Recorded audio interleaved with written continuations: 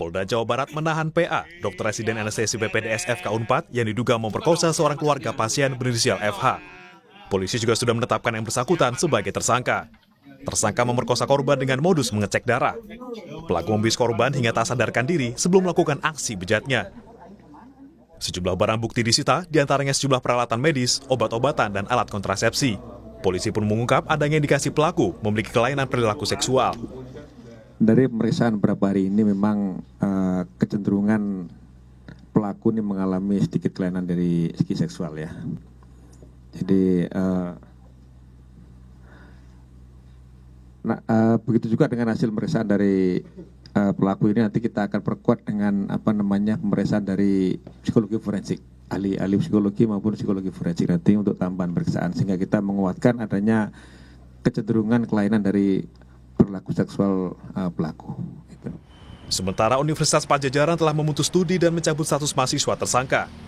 Tersangka kini tak lagi bisa berkegiatan di kampus maupun rumah sakit. Pertama, tentu kami akan segera melakukan tindak lanjut dalam bentuk pemutusan studi bagi yang bersangkutan, karena yang bersangkutan sudah terindikasi dan terbukti, walaupun belum dinyatakan oleh pengadilan, sudah melakukan tindak pidana. Sehingga kami akan segera mengeluarkan dan ada aturan internal di Unpad yang menyatakan bahwa setiap mahasiswa, dosen maupun karyawan yang melakukan tindakan pidana akan kami berikan sanksi sesuai dengan peraturan yang berlaku. Peristiwa terjadi pada 18 Maret dini hari saat tersangka bertugas di Rumah Sakit Hasan Sadikin, Bandung. Kasus ini terkuak setelah korban yang merupakan anak dari pasien yang sedang dirawat mengaku kepada ibunya. Tim Liputan Kompas TV. Polisi menyebut korban pemerkosaan dokter di Bandung, Jawa Barat tidak hanya satu, melainkan 3 orang, saudara.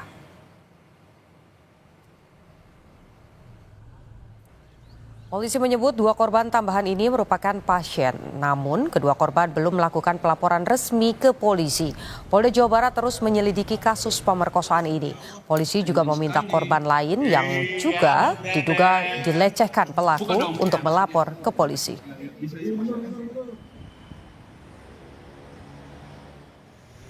Keterangan pihak rumah sakit kan kita terus berkolaborasi dengan rumah sakit terhadap peristiwa ini untuk menampung manakala ada korban-korban lain. Dari keterangan rumah sakit sejauh ini sudah ada 2 korban lagi yang nanti juga akan kita lakukan pendekatan untuk dilakukan pemeriksaan sehingga nanti bisa menambah untuk korban-korban lain. Dua-duanya kebetulan pasien. Pasien itu di peristiwa yang berbeda dan juga korban berbeda, waktu yang berbeda. Pak, ini apakah 2 korban yang pasien itu dilakukan di bulan Maret juga atau beda bulan? Kita sedang mendalami keterangan kedua-duanya ya. Yang jelas itu beda waktu dan beda beda orangnya. Sudah ada 3 orang diduga menjadi korban pemerkosaan dokter di Bandung, Jawa Barat. Ada apa di balik kasus ini? Sudah bergabung bersama kami ahli psikologi forensik Reza Indragiri untuk mengetahui lebih lengkap. Kita tanya secara langsung, Pak, melihat peristiwa yang bahkan hari ini sudah dinyatakan begitu oleh polisi, korbannya ternyata bukan hanya 1 orang saja. Bagaimana Anda melihat kasus ini? Memang sejak awal saya menyemangati teman-teman di Kepolisian Polda Jabar untuk mencari tahu adakah kemungkinan korban lebih dari 1. Ada 2 alasan mengapa saya membangun spekulasi itu. Pertama, dari pemberitaan media massa yang saya simak, saya menangkap kesan betapa oknum dokter ini sangat fasih dalam melancarkan aksi jahatnya. Kecil kiranya kemungkinan yang bersangkutan bisa dikategorikan sebagai pelaku perkosaan impulsif. Namun sebaliknya, besar kuat dugaan saya mengatakan bahwa pelaku ini adalah pelaku perkosaan yang terencana, bukan impulsif. Karena fasih, karena terencana, maka saya bayangkan kefasihan itu adalah hasil dari proses belajar.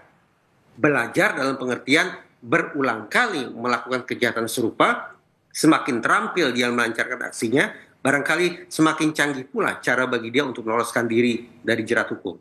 Itu alasan pertama. Alasan yang kedua, mengacu pada studi, memang menjadi sangat menakutkan, mudah-mudahan tidak memunculkan efek yang dramatis. Tetapi ada studi yang menunjukkan bahwa kalau kita berbincang tentang pelaku perkosaan berulang, ternyata rata-rata korban adalah 5,8 orang sebelum sampai si pelaku diproses hukum. Saya ulangi, untuk pelaku perkosaan yang berulang, dalam kurung residivis, acap kali butuh sampai 5,8 orang korban sampai yang bersangkutan kemudian diproses hukum. Nah, dua alasan inilah yang menjadi dasar bagi saya untuk sekali lagi membuka kemungkinan ada korban lebih dari satu. Oke, ini proses penyidikan masih terus berlanjut, tapi kalau kita dengarkan tadi di konferensi pers yang disampaikan oleh pihak kepolisian, ini ada temuan kecenderungan, walaupun masih diperiksa lebih lanjut ya, ada kelainan ketertarikan seksual begitu. Apakah Anda melihat bahwa jangan-jangan ini sengaja digunakan untuk kemudian lari dari proses hukum yang seharusnya ya dipertanggungjawabkan oleh pelaku, mengingat korbannya sampai saat ini 3 dan bahkan tadi Anda sampaikan bisa 5 sampai dengan 8 begitu ya kalau ini sifatnya terencana. Sambil tetap menghormati kerja yang dilakukan oleh Polda Jabar, izinkan saya untuk lagi-lagi tidak habis pikir bagaimana penyidik justru seolah bekerja dengan menggunakan mindset penasihat hukum. Yaitu bukan dengan misi untuk mencari cara, membangun narasi, melakukan pembuktian agar pelaku dihukum seberat-beratnya, tapi sadar tidak sadar, sengaja tidak sengaja, justru seolah mencari celah agar yang bersangkutan dikenakan peringanan hukuman. Saya tidak begitu bersepakat bahwa pada titik penegakan hukum seperti sekarang ini, otoritas kepolisian lebih-lebih justru mengangkat narasi tentang kemungkinan bahwa oknum dokter tersebut memiliki kelainan seksual. Implikasinya apa? Pertama, terbuka ruang bagi kita untuk berdebat apakah kemudian kelainan seksual itu sekiranya ada berimplikasi atau tidak terhadap proses hukumnya. Satu. Dan yang kedua, kalau tadi saya mencoba membangun anggapan bahwa oknum dokter ini terkategorikan sebagai pelaku perkosaan yang terencana, tapi kalau kemudian dianggap bahwa dia memiliki kelainan seksual, entah apa itu jenisnya, maka lagi-lagi terbuka ruang spekulasi bahwa jangan-jangan dia adalah pelaku perkosaan impulsif. Dua hal ini sekali lagi justru menggiring kita untuk suka tidak suka berpikir tentang kemungkinan adanya peringanan-peringanan, adanya pemakluman-pemakluman. Kita tidak lagi berpikir tentang punitif, menjatuhkan hukuman berat yang membuat sakit si oknum dokter, tapi berpikir tentang rehabilitasi. Memang Undang-Undang Tindak Pidana Kekerasan Seksual berbicara tentang pasal rehabilitasi bagi pelaku. Tapi saya yakin bahwa seluruh umat manusia pada saat ini ingin agar oknum dokter yang menakutkan ini dihukum seberat-beratnya. Mindset semacam itu yang semestinya secara konsisten dipakai oleh teman-teman penyidik. Bukan secara salah kaprah menggunakan mindset ala penasihat hukum terdakwa. Oke, kita tentu berharap ini peristiwa ini tidak terulang lagi begitu. Tapi yang kemudian jadi pertanyaan juga, Pak, tadi kan disampaikan bahwa ini ada indikasi sangat jelas ini bisa dilakukan secara terencana. Apakah kemudian bukan hanya korban yang bisa bertambah jumlahnya, tapi pelaku ini juga bisa bertambah jumlahnya?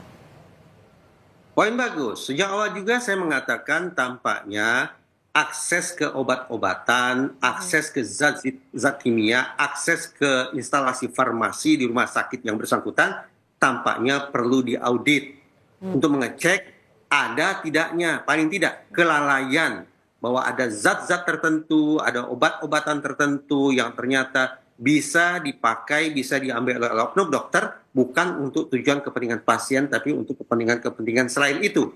Nah, kalau ada oknum-oknum, anggaplah di bagian farmasi atau apapun itu namanya, yang ternyata melakukan kelalaian, sehingga akses terhadap zat-zat tersebut tidak terkendali, tidak terkontrol secara pasti, maka terbuka kemungkinan bahwa ada pasal-pasal pidana lain yang boleh jadi mengena ke oknum-oknum lainnya. Dengan kata lain, kita tidak lagi semata-mata bicara tentang kasus perkosaan atau kekerasan seksual, tapi boleh jadi ada kasus kelalaian terkait dengan masalah obat-obatan dan sejenisnya. Oke, kalau kita lihat dengan polanya begitu ya, walaupun kita tidak boleh mendahului proses penyidikan dari kepolisian begitu, tapi kalau melihat dari apa yang terjadi, siapa korbannya, siapa pelakunya, ini modusnya kenapa bisa terjadi begitu? Karena kan kalau masyarakat berharap ketika datang ke dokter pulang sehat begitu ya, bukan malah menjadi korban kekerasan seksual begitu. Nah, kalau Anda melihatnya, apa yang kemudian menjadi pemicu dan menjadi modus dari peristiwa ini, Pak? Kasus perkosaan harus kita sepakati sebagai kasus yang serius. Dari sekian banyak bentuk kekerasan seksual, inilah kekerasan seksual yang paling keji, sehingga sudah sepatutnya pelaku dihukum berat. Namun kenapa kemudian peristiwa perkosaan yang satu mendapat perhatian yang sangat luas dari masyarakat adalah tak lain tak bukan karena berlangsung TKP-nya adalah tempat yang selama ini kita asumsikan sebagai lingkungan yang menyehatkan. Lingkungan yang menjadi tempat orang untuk memperoleh kesembuhan, bukan untuk mendatangkan penderitaan. Itu satu. Dilakukan pula kabarnya oleh oknum dokter. Orang yang selama ini kita anggap punya profesi mulia. Menyembuhkan, menyehatkan, mengobati, menghilangkan penderitaan. Kombinasi TKP plus profesi yang sedemikian rupa itu yang kemudian membuat kita takut sekaligus marah sehingga berharap bahwa pelaku dihukum seberat-beratnya sekiranya dia divonis bersalah. Terkait dengan rangkaian peristiwa, izinkan bagi saya untuk mengatakan betapapun ini menakutkan, tapi sungguhnya tidak terlalu luar biasa. Kenapa? Saya bayangkan bahwa kedudukan seorang dokter dengan pasiennya atau keluarga pasiennya berada pada posisi yang timpang. Power asimetri. Dokter adalah pihak yang memegang kendali, memegang kontrol, memegang kuasa atas diri pasien atau keluarga pasien. Dokter pula yang barangkali menempati kasta tertinggi di rumah sakit dibandingkan misalnya anggaplah perawat ataupun lainnya. Nah kombinasi semacam ini ditambah lagi ternyata ada lingkungan yang sedikit banyak tampaknya tidak begitu terawasi dari sisi keamanan. Itulah yang menciptakan tanda petik sebuah situasi ideal sehingga terjadi kekerasan seksual sedemikian rupa. Oke, baik, ini proses penyelidikan masih terus berjalan. Kita tidak berharap ini juga terulang lagi. Tapi singkat saja Pak, singkat saja. Dengan adanya kasus ini, lantas apa yang bisa kita lakukan? Singkat saja, yang bisa menjadi catatan untuk masyarakat dan tentu saja untuk institusi dokter begitu. Spesifik saya berharap pada kasus ini wajah dan identitas oknum dokter tersebut disebarluaskan secara masif. Disertai dengan narasi-narasi yang memberikan semangat kepada kemungkinan adanya korban-korban lain untuk muncul dan datang ke kantor polisi. Betapapun demikian, betapapun ada ataupun tidak ada laporan, kita harus insafi bersama bahwa perkosaan bukan merupakan delik aduan. Itu artinya pihak polisi pun tetap harus berinisiatif secara aktif mencoba mencari tahu kemungkinan adanya korban-korban lain. Oke, baik, terima kasih. Kita sekali lagi tidak berharap ini terjadi lagi. Terima kasih ulasannya ahli psikologi forensik Reza Indragiri.